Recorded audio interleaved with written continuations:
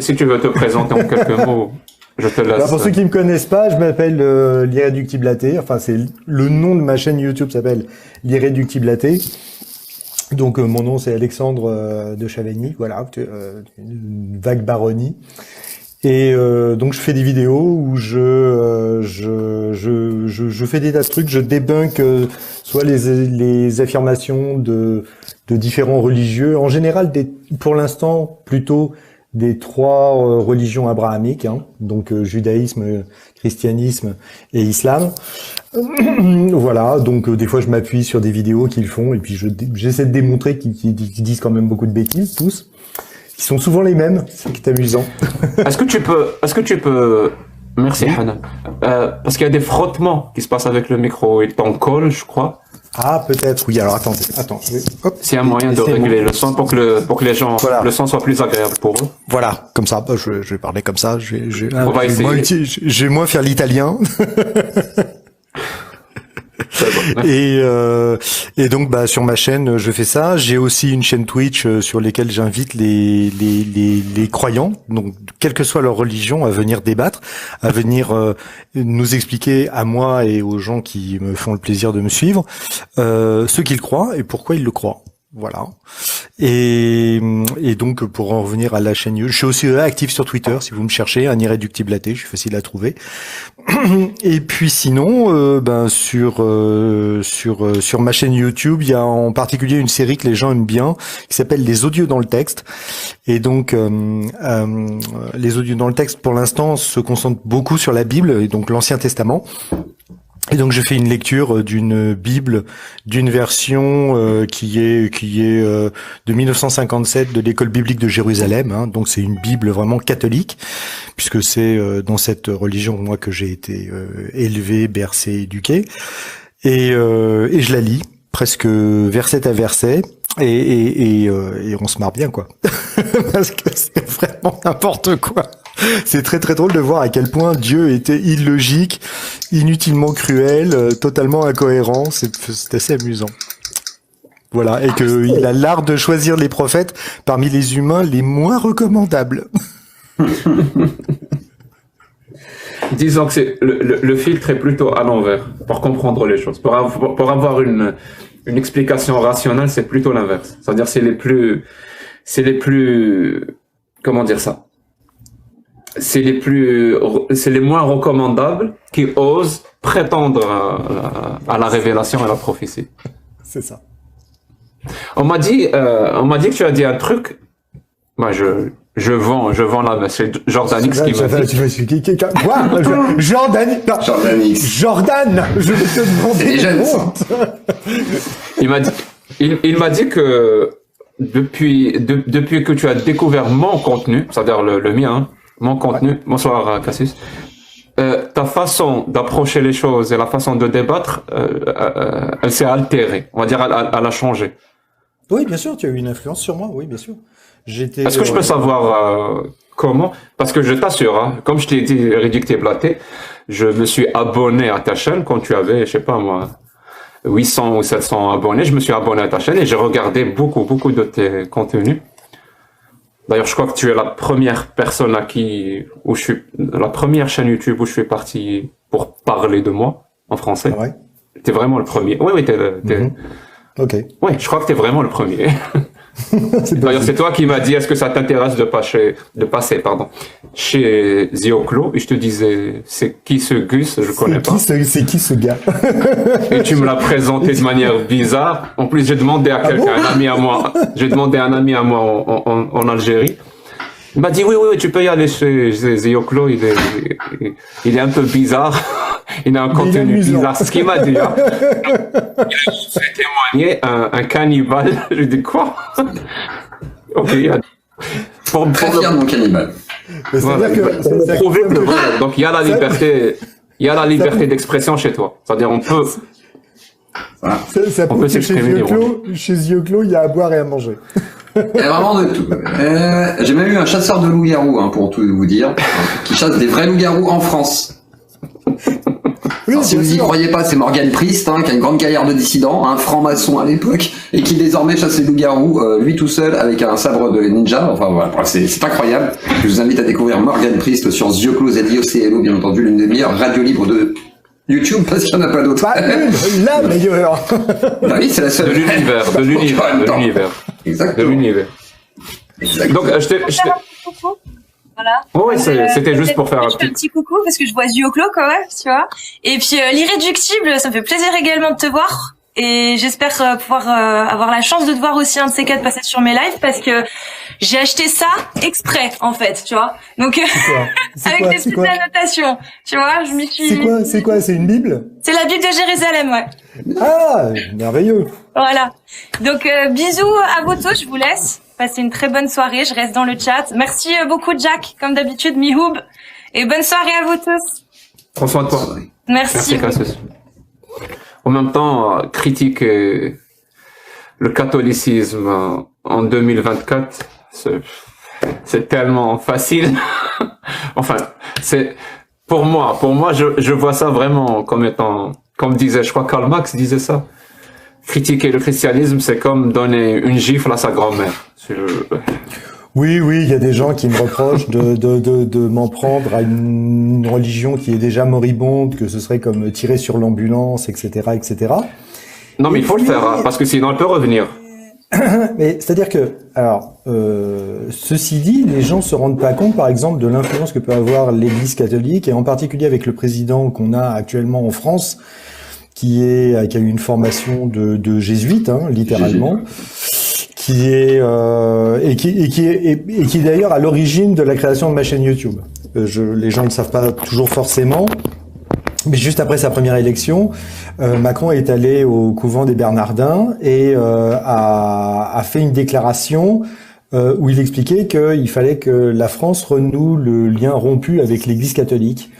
Alors moi qui suis un laïcard féroce, entendre le président de la République qui est censé défendre la Constitution de 1958, dont le préambule, l'article 1, dit que c'est une démocratie, la France est une république démocratique, indivisible, laïque et sociale. Alors je sais que les trois autres mots passent un petit peu pour des gros mots depuis environ une vingtaine d'années pour nos politiques, mais d'entendre le président de la République même pas s'en prendre à la laïcité, genre nier la laïcité, ça m'a paru un petit peu, voilà, donc ça fait partie des premières vidéos que j'ai faites.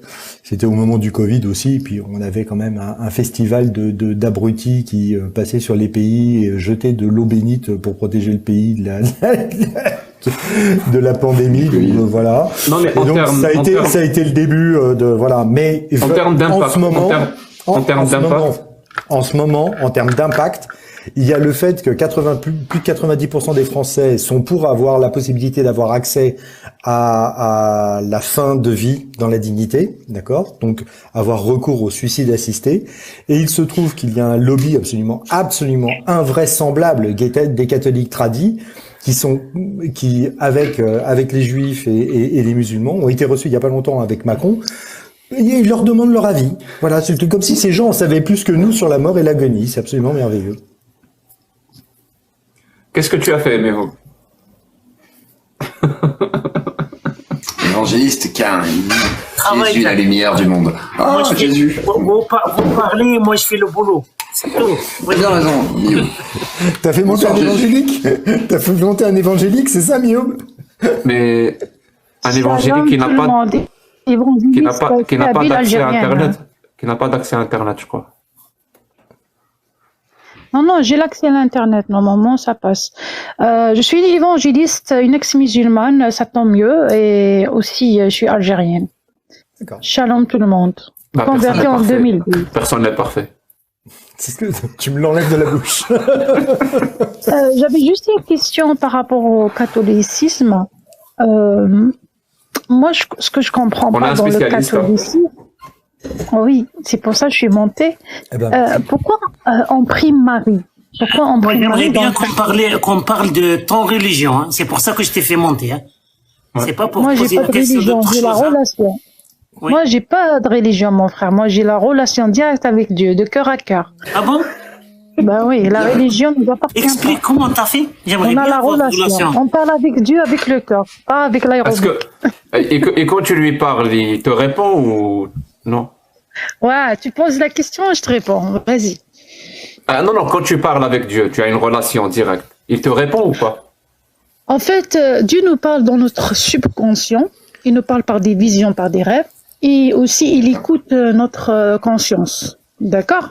Moi, j'ai eu un témoignage très puissant parce que Dieu s'est révélé à moi directement. Oh. Et puis, je cherchais la vérité dans l'islam et j'étais pas vraiment convaincue. Et quand j'ai demandé à Dieu de me révéler la vérité, j'ai rêvé d'une église et cette église se trouvait en Algérie. Mais je l'ai jamais connue de ma vie. Et le jour où j'ai été à cette église, c'était la même que j'ai rêvé. Après cela, il y a beaucoup de choses qui s'est passées.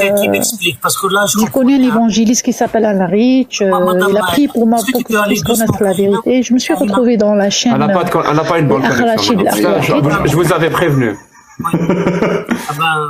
Monte sur un chat ou quelque chose comme ça pour avoir un... On peut pas avoir une discussion s'il y a... Alors, tu vois, elle est descendue alors que sa parole est encore avec. Moi, mes débuts. C'est encore un miracle une relation privilégiée avec Dieu. C'est incroyable. Ou alors une explication un peu plus alors, je commence à avoir des doutes, moi. C'est TikTok a du cœur, hein, je sais pas moi. Là, c'était les dieux qui parlaient à sa place. Déjà, j'ai réussi à me connecter, ça c'est un premier miracle. Mais là, la connexion sans connexion, j'avoue que ça commence à me perturber un peu. Mais t'as pas répondu à ma question de tout à l'heure, Alexandre. Ah, pardon, excuse-moi. Quelle était ta question? Excuse-moi, répète-la-moi. Les altérations dans ton approche par rapport à ma démarche. Honnêtement, je suis pas sûr d'en avoir vraiment conscience. Tu sais, c'est un peu comme un prof ou je sais pas, quelqu'un, enfin un musicien par exemple. Toi qui es musicien, tu connais le concept. Je me souviens très bien d'une interview de oh merde, comment il s'appelle celui qui avait écrit Ambalaba. Ambalaba. Oui. C'est quel chanteur déjà? Enfin bref, il explique. C'est quelqu'un qui connaît très très très bien l'œuvre de je sais pas pourquoi j'ai le nom Moustaki alors que c'est pas lui. Il connaît Le Forestier, Maxime Le Forestier. Voilà, c'est ça. Maxime Le Forestier a fait des concerts où il jouait que des morceaux de Georges Brassens. Et il avait fait une conférence où il expliquait, en montrant les dates et l'évolution de la musique de Georges Brassens, il avait fait la démonstration que Georges Brassens avait été influencé par les Beatles. Et c'était absolument formidable de voir ça dans l'enrichissement, dans le choix, tu sais, des cadences d'accords, des harmonies, des renversements. Tu fais une analogie là, c'est ça? Je fais une analogie entre ce qui peut arriver. Voilà, sur le fait que et il semblerait que Brassens n'avait pas forcément conscience d'avoir eu cette influence, etc., que ça s'était fait plus ou moins naturellement. Et je pense que moi, par rapport à toi, c'est exactement la même chose. C'est-à-dire qu'il y a une grande différence entre nous, c'est que moi j'ai fait beaucoup plus de vidéos écrites avec des scripts et ça, etc. Et en fait, tu as passé beaucoup plus de temps que moi à débattre. Et débattre en nombre d'heures, en nombre de sujets, etc., etc. Donc tu as, comment dirais-je, développer un savoir-faire, un savoir, alors j'aime pas ce mot-là, mais on va utiliser ça comme ça, une attitude, un savoir-être, entre guillemets, dans la relation, dans le développement de ce qu'on peut appeler les entretiens épistémiques, en quelque sorte, que je n'ai pas. Et donc te voyant faire, alors que moi j'avais ouvert ma chaîne Twitch pour faire cet exercice, mais il se trouve que j'ai eu beaucoup moins d'interlocuteurs que toi, sur une période à peu près équivalente. Ma chaîne Twitch, elle a presque 2 ans. En même temps, Twitch, c'est pas fait pour ça. Oui, mais il y a pas beaucoup de musulmans, pas beaucoup de cathos. Voilà. Et donc, en fait, bon, j'ai peut-être pas choisi la bonne plateforme. Et toi, tu as eu la bonne idée d'aller sur la plateforme qui permettait d'avoir ce genre d'interaction de manière plus simple, plus évidente et beaucoup plus nombreuse. Et donc tu as développé un savoir-faire beaucoup plus rapidement que moi. C'est un petit peu comme comment il s'appelle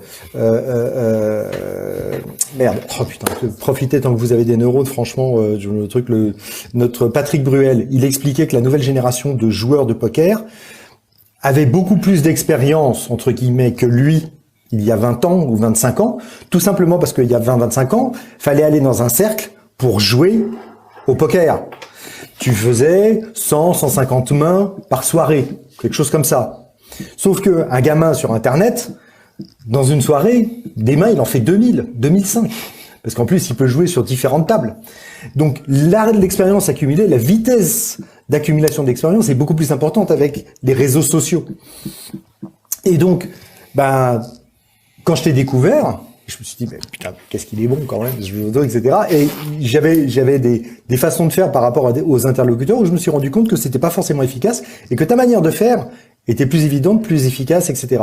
Et en plus, comme tu sais ce que c'est, comme on prend un petit peu plus d'assurance dans la façon dont on se présente et dont on argumente, quand on connaît mieux la solidité de ses propres arguments et qu'on commence à très bien connaître la faiblesse des arguments adverses, on est beaucoup moins ému quand on est obligé de discuter, et Dieu sait que c'est pas toujours facile. On devient insensible, c'est ça que tu veux dire. Non. On arrive à un niveau de distanciation, on ne subit plus ni la colère, ni les atteintes, etc. Comme tu disais par rapport aux gens qui t'insultent. Tu sais qu'ils sont en train de t'insulter, mais au bout d'un moment, c'est un peu comme l'eau qui passe sur les plumes d'un canard, quoi. Voilà, c'est le processus habituel, il est en dissonance cognitive, il ne reste plus que ça, il se met à m'insulter. Je connais, j'en suis beaucoup moins ému. Au début, ça nous touche évidemment beaucoup plus qu'avec l'expérience. Et en te voyant faire, j'ai pris, je pense, j'ai capté ce que je pouvais, et je me rends compte que moi, dans mon attitude, dans la façon d'interagir avec les gens qui commencent à venir sur le Twitch pour discuter, je suis beaucoup moins ému, je suis beaucoup moins sensible, je suis beaucoup moins, j'ai beaucoup moins de sautes d'humeur, je m'énerve plus, je me mets plus en colère, je pense que j'aurais un nouvel affrontement en face de Jean Robin, je me mettrais plus en colère comme ça m'est arrivé. C'est parti que les Chinois, bien entendu. Voilà. Qui domine le monde entier. Si je devais redébattre avec Jean Robin ou avec d'autres personnes avec qui j'ai pu m'énerver au bout d'un certain temps.